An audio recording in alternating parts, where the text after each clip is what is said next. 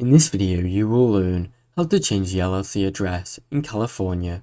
Log into the California Secretary of State website. Go to the official California State website online. Go to the filing system to begin the address train process. Locate the Statement of Information form. Find the LLC Statement of Information form, which is used to update your business address. Enter the LLC details. Provide your LLC exact legal name, Secretary of State file number, and current information. Update the address.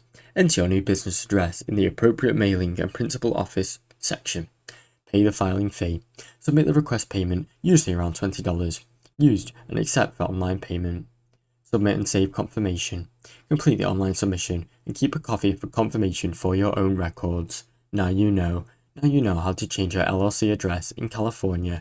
Thanks for watching. Don't forget to like and subscribe.